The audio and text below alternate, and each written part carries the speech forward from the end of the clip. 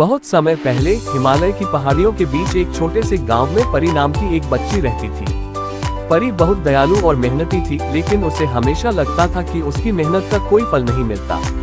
एक रात जब चांदनी अपनी पूरी चमक पर थी, परी नदी के किनारे बैठकर अपनी किस्मत पर सोच रही थी। तभी उसने देखा कि नदी के पानी में कुछ चमक रहा है।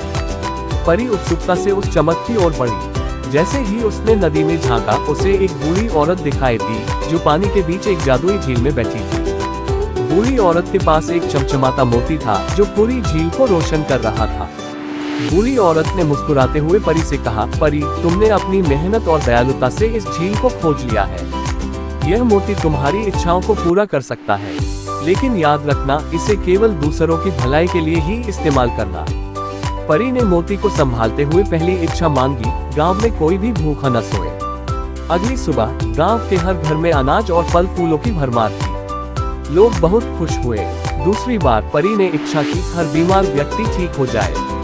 और देखते ही देखते गांव में हर कोई स्वस्थ और प्रसन्न हो गया। आखिरी इच्छा के समय परी ने सोचा और कहा, मुझे ऐसा दिल दो जो हमेशा दूसरों की मदद कर सके।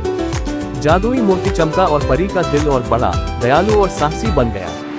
उस दिन के बाद परी पूरे गांव में प्यार और मदद का प्रतीक बन गई। बूढ़ी औरत भी झील से गायब हो गई, लेकिन मोती का जादू परी के दिल में हमेशा के लिए रह गया। कहानी की शिक्षा, सच्ची खुशी दूसरों की भलाई में है। मेहनत और दयालुता का फल हमेशा मिलता है, बस हमें सही तरीके से उनका उपयोग करना आना चाहिए।